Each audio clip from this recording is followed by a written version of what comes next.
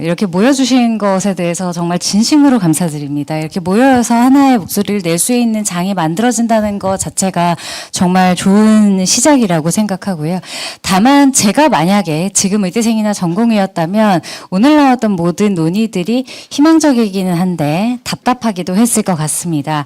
첫 번째는 증원이 지금 사실 막아내는 것이 희망적이지는 않습니다. 교육부도 전혀 움직일 생각이 없고 보건복지부도 마찬가지고 지금 책임질 수 있는 사람이 없기 때문에 이 증원이 만약에 계획대로 됐을 때의 플랜 B에 대해서 구체적으로 ABC를 가지고 계셔야 됩니다. 그래서 만약에 증원이 끝나더라도 그 이후에 그러면 우리가 그것을 어떻게 처리할 것인지 혹은 그것이 소송 때문에 안 된다고 교육부에서 얘기를 하고 있는데 그렇다면 그 이후에 교육권을 박탈당한 학생들이 소송하는 것에 대해서는 어떤 식으로 그러면 막아낼 수 있을 것인지 다방면으로서 우리가 대비를 해야 되는 부분이 있고 그리고 2026년도 정원에 대해서도 분명히 또 5월 지나면 못한다 이런 이야기도 똑같이 나올 겁니다. 그렇기 때문에 2025학년도에 대해서 우리가 충분한 반박에 대한 자료 그리고 우리가 어떤 방안들을 제시해 왔는지 그것을 정부가 어떤 식으로 안 받았는지에 대한 근거를 분명히 남겨놓으셔야 되고 회의 자료로서도 있어야 할 겁니다.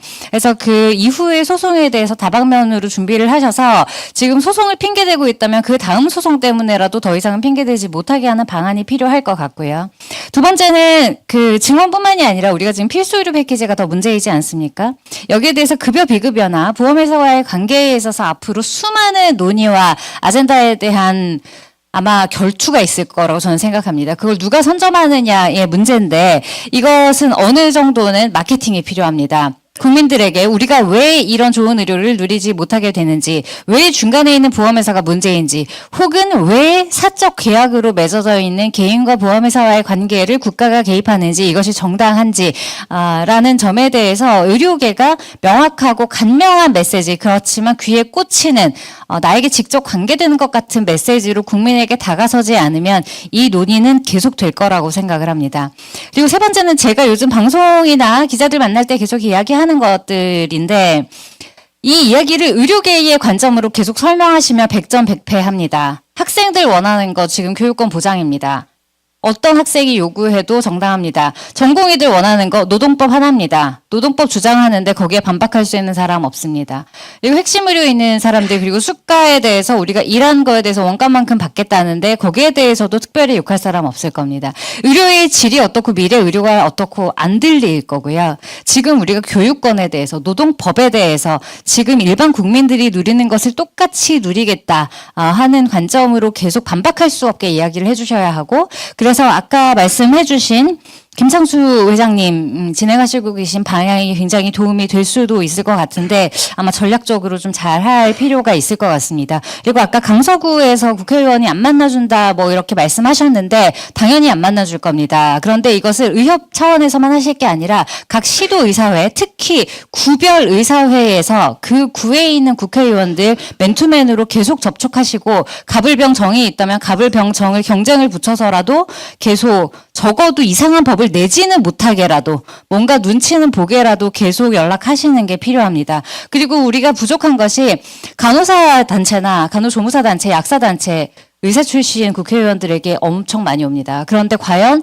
의협이 보건복지위가 아닌 일반 간호사 출신의 국회의원이라던가 일반 약사 출신의 국회의원이라던가 그 외에 보건의료에 조금이라도 관계된 다른 국회의원들에게 얼마나 접근을 하고 있고 법안에 대한 푸시를 하는 것 외에 강연을 초청한다던가 아니면 긴밀한 스킨십을 유도한다던가 하는 부분에서 조금 더 다음 집행부는 노력을 해주셨으면 하는 생각이 있습니다. 그리고 이건 다음 의협회장님이 되신 분께 제가 두 가지만 부탁드리고 싶은데 아까 공보의협회장이 말씀해 주신 지금 이 모든 것은 우리에게 우리가 전공의와 의대생들에게 빚을 지고 있다. 저는 100% 동의합니다. 그렇기 때문에 다음 의협회장이 누가 되실지 제가 모르겠지만 누가 되시건 간에 지금까지 해왔던 전공의들과 의대생들의 결단과 희생과 그 젊음에 대한 값을 반드시 저는 쳐주시기를 진심으로 부탁드리겠습니다. 그들이 아니었으면 이 자리까지 오지도 못했다고 저는 생각합니다. 그리고 두 번째는 이것이 문제다 저것이 문제다 하지 마시고 물론 저도 노력하겠습니다만 각 의사회별로 시도의사회별로 특히 각 학회별로 법안 만들어서 주십시오. 저에게뿐만이 아닙니다. 아무한테나 주셔도 됩니다. 다만 이런 부분에 법적으로 문제가 있어서 우리가 진료를 하기 어렵다. 혹은 진료권의 침해가 있다 하면 어떤 법안인지 찾아서 거기에 대한 개정을 어떻게 할 것인지 아니면 그게 어떤 부분인지만 알려주셔도 됩니다.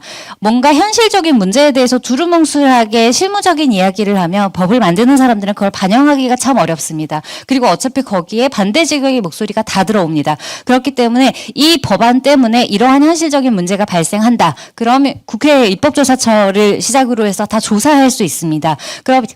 그러면 의협에서 지금 그 정책연구소 있잖아요. 의료정책연구원부터 시작해서 그쪽에서 지금 있는 문제, 그러면 이 문제가 관련된 법이 뭔지, 이걸 어떤 식으로 개정할지를 그냥 로드맵이라도 짜서 주시면 됩니다. 저 아니어도 상관없습니다. 국민의힘 민주당이 빠를 수도 있습니다.